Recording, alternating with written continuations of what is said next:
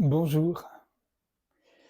Aujourd'hui, un petit voyage en Ouzbékistan au XVIIe siècle et au tout début du XVIIIe, avec un personnage étonnant, euh, comme on en trouve parfois dans le soufisme ou chez les Baols en Inde, par exemple, qui sont de la même famille finalement. C'est cette famille de la folle sagesse, comme on l'appelle aujourd'hui. Donc voilà, c'est Mashrab, le vagabond flamboyant, anecdotes et poèmes soufis, chez Gallimard, collection Connaissances de l'Orient. Donc, il est né au Ferghana, ce qu'on appelle aujourd'hui l'Ouzbékistan, et il est mystique, proscrit, partout scandaleux, partout pourchassé, et toujours vivant dans l'imagination populaire d'Ouzbékistan. Donc j'ai choisi des extraits soufis. Ah, il avait tout pour plaire, cet homme-là, hein. Il était pas rare, c'était un vagabond, comme il y en avait beaucoup, mais qui n'hésitait pas à consommer des boulettes d'opium qu'il mangeait, à boire du vin, et les autorités en général ne l'appréciaient pas trop, mais les gens du peuple, si. Que faire de la poussière de ce corps et d'un esprit volage, si ma belle est loin de ma vue, que faire de mon âme? Pourquoi partir pour la Mecque sans vin ni amour? Que faire de cette vieille bicoque abandonnée par Abraham? Dois-je briser sur ma tête les 8 enfers et les 8 paradis? Si je ne la trouve pas, que faire des 2 mondes? Je pose mes pieds au sommet du ciel et je prends la place de l'absence. Que faire de cet espace? Si chaque fragment de lumière n'est pas semblable au soleil, que faire jusqu'à la fin des temps du secret caché? Toutes choses, à part Dieu, ô Mashrab, sont étranges. Si je tiens une rose à la main, que faire des épines?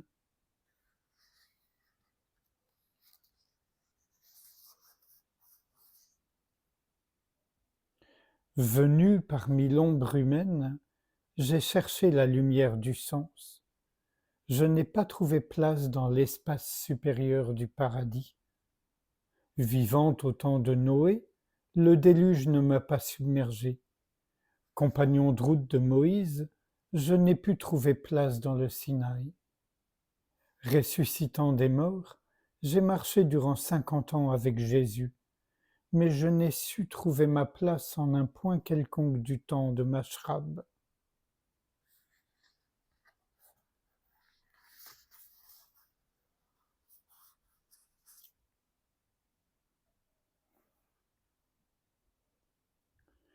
Si je pleure, le temps de la prière viendra-t-il? Mes larmes seront-elles un remède à mon mal? Si je bois du vin d'amour, le monde perdra-t-il sa gloire? Je n'ai d'autre choix que pleurer. L'écho de mon aimé me reviendra-t-il? Ami, quelle de mes souffrances dire? Mes tourments cesseront-ils avant ma mort? Mon aimé m'a brûlé, je suis en cendres. Quelqu'un entendra-t-il la plainte de Mashrab? Parenthèse, si toutefois vous ne connaissez pas le soufisme, surtout cette branche-là du soufisme, sachez que parfois les gens prennent au premier degré quand ils parlent de mon aimé, ma bien-aimée, et au second degré, il s'agit du divin, de Dieu, toujours.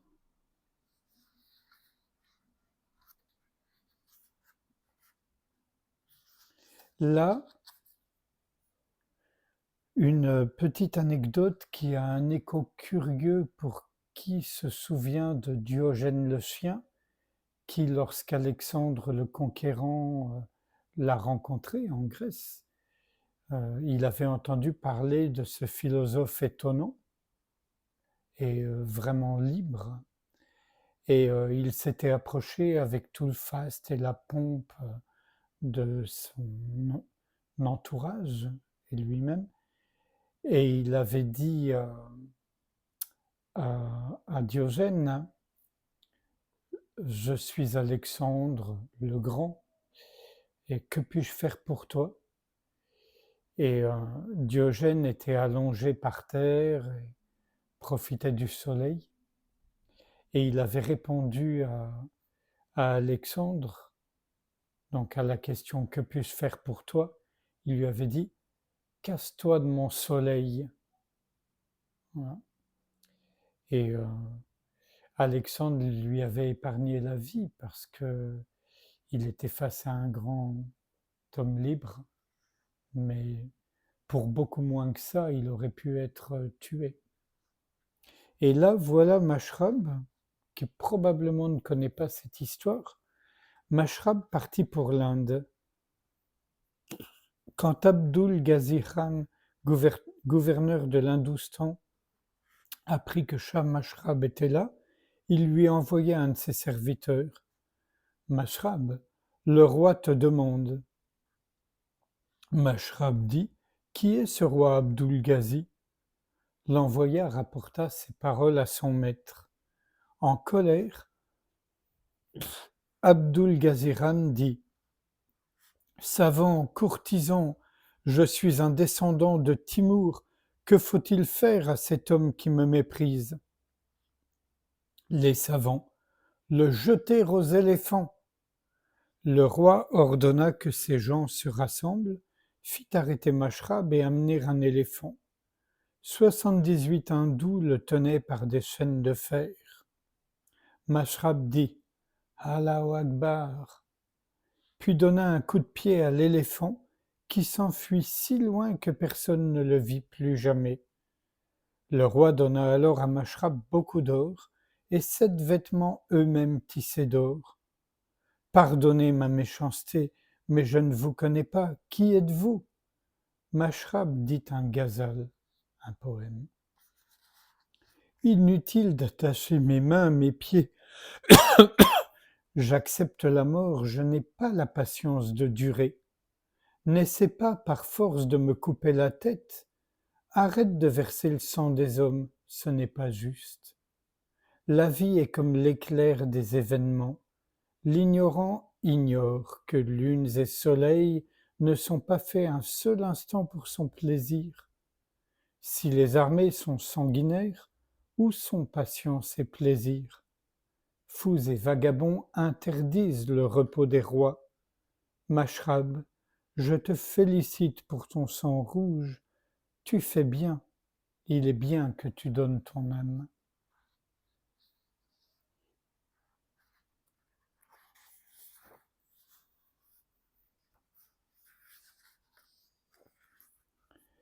Tant qu'en ton cœur n'est pas la lumière de la foi, tu peux, soufi, échanger ton turban contre un seul souffle. Si tu veux être grand comme un saint, Mashrab, ne manque jamais en ton cœur de pardon.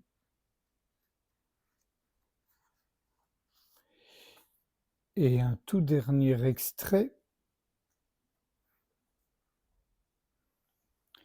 Il arriva à Kouzbegui et entendit des mollahs parler des souffrances de la mort. Shah Mashrab leur dit: Mollahs, pourquoi répandre la peur?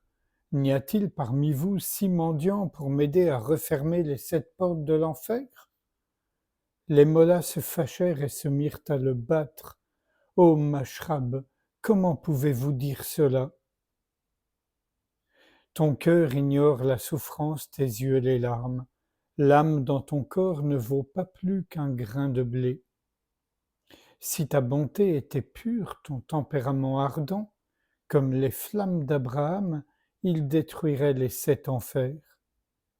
Si la souffrance te prive de rêve, ton cœur lui-même en est privé. Le guérisseur ne se souciera pas de toi. Tant que la lumière pénètre tes yeux, tiens la robe du Maître parfait, et toute révolte délaissera ton corps. Si la lisière de leur robe est propre, j'accepte d'être la victime de gens aimables. De toi me reste un brin de paille, ton âme mauvaise. Fais que, pour les flammes, ce reste soit comme un soleil. Ô Mashrab, réveille-toi maintenant du sommeil de la mort, fais que, quand il te faudra la laisser, ton âme ne t'abandonne pas sans peine.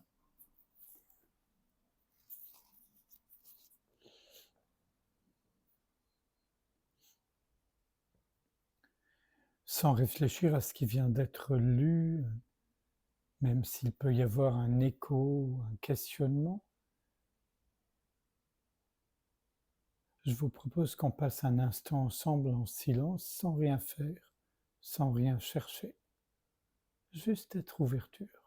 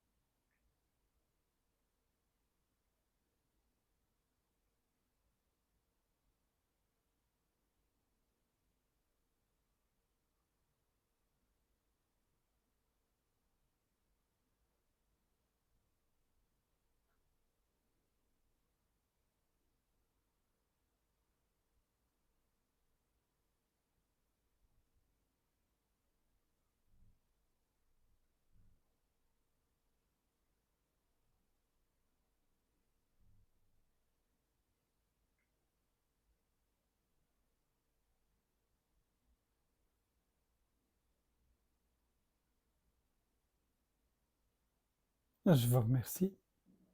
À bientôt.